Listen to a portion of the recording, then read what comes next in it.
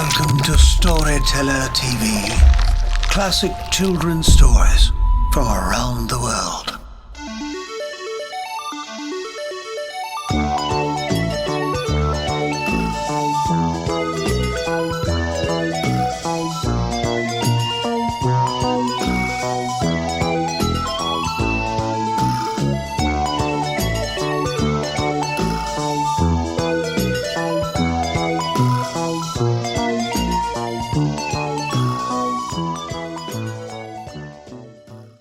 Beauty and the Beast.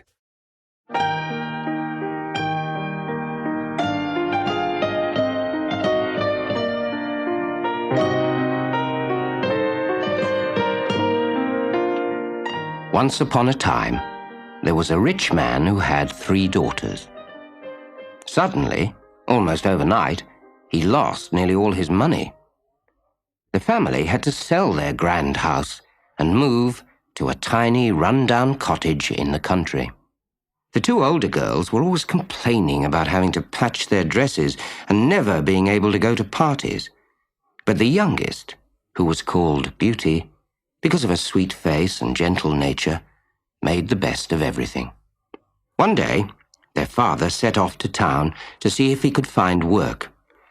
As he mounted his horse, he asked the girls what they would like if he earned enough money to buy them each a present.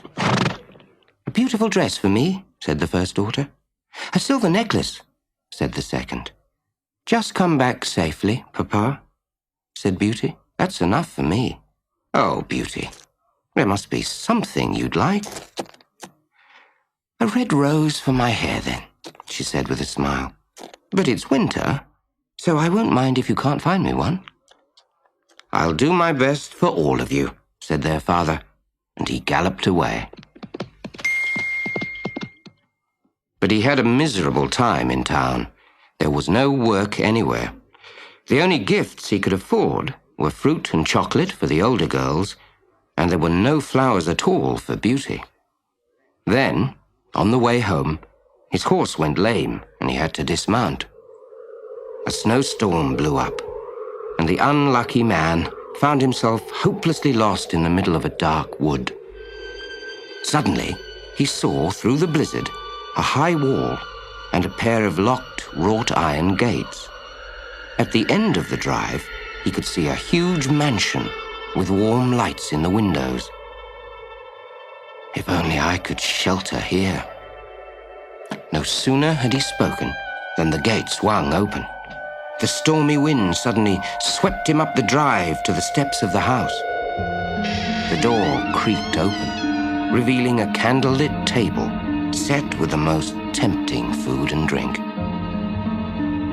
He glanced back down the drive through the swirling snow and saw that the gates had silently closed and his horse was gone. He stepped inside and the door creaked shut behind him.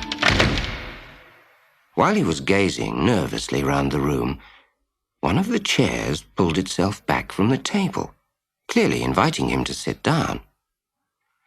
"Well, I'm obviously welcome here," he thought.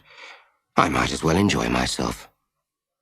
When he had eaten and drunk as much as he could, he noticed a big sofa in front of the fire with a fur rug spread across the seat.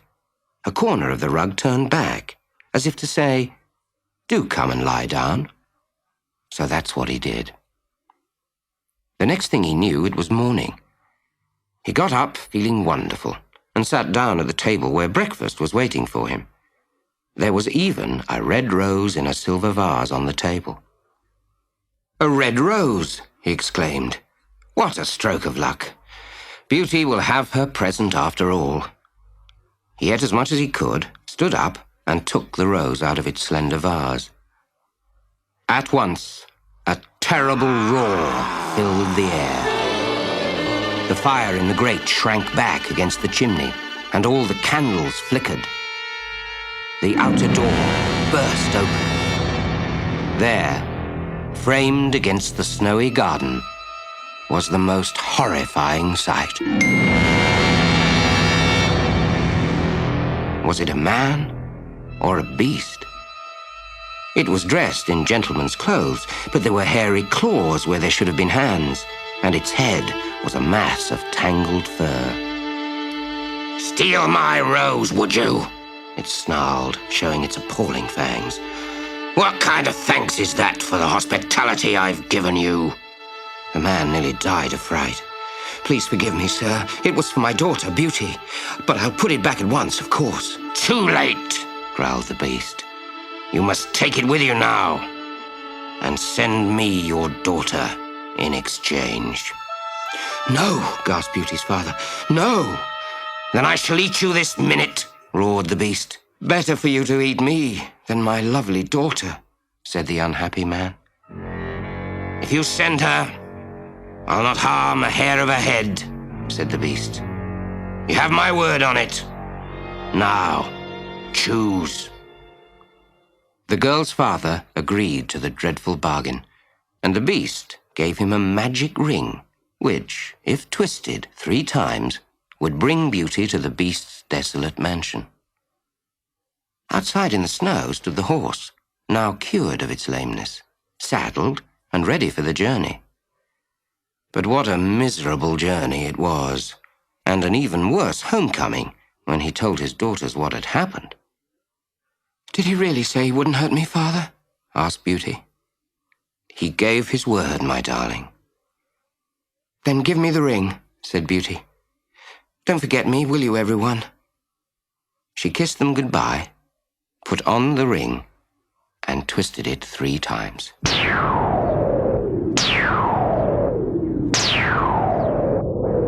Almost at once, she found herself in the beast's mansion. But he was not there to greet her. In fact, she didn't see him at all for many days, but the house made her very welcome. Doors opened by themselves. Candlesticks floated upstairs to guide her to bed. Food appeared at the table and was mysteriously cleared away.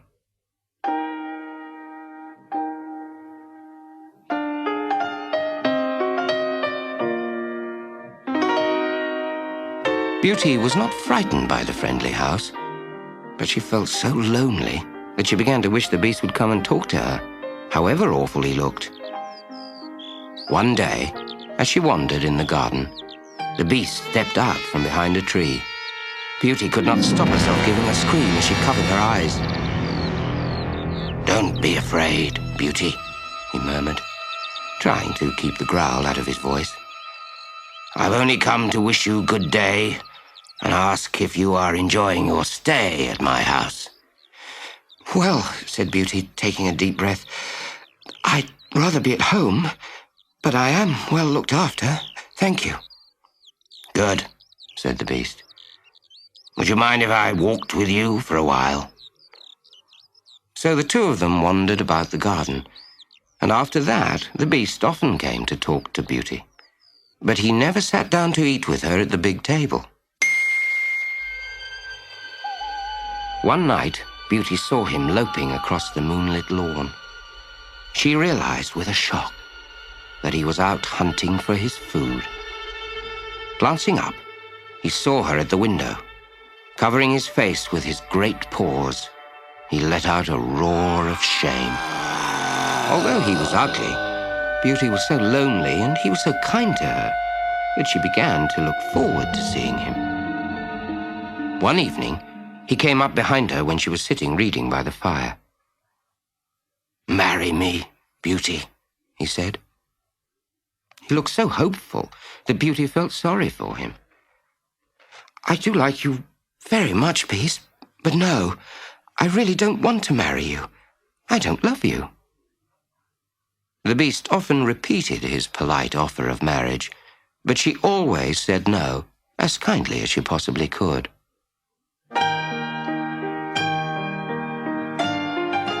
One day, he found her weeping by the fountain in the garden.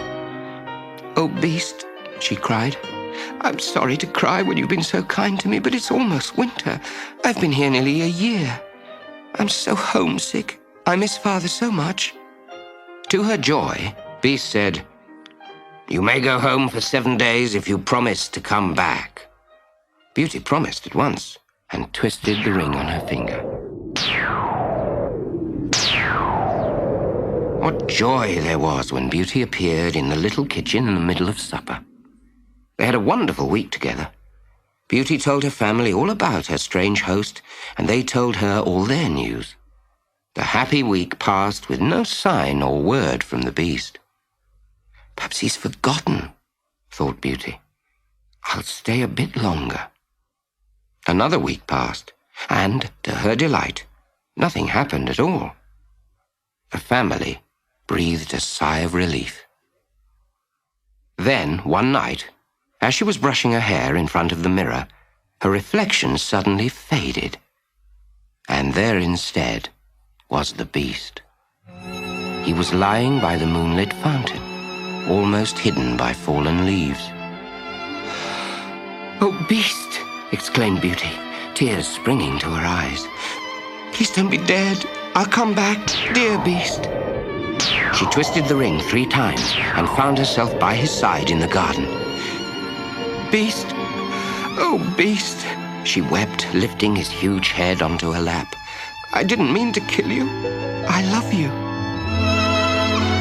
She tried to brush the leaves from his face, but her eyes were so full of tears that she could not see, and tears brimmed over and splashed down onto his head.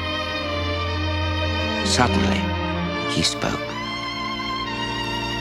"Look at me, Beauty. Wipe away your tears and see what you have done." Beauty looked down and saw that she was stroking a head of golden hair. Beast had vanished, and in his place was the most handsome of men. "Who are you?" she gasped. The young man took her face in his hands. "I am a prince," he said. "A witch cast a spell on me to change me into a beast forever. Only the true love of a young girl could free me. Ah, Beauty, I'm so glad you came back. Now will you marry me?"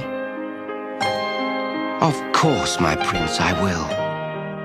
And the two of them lived happily ever after.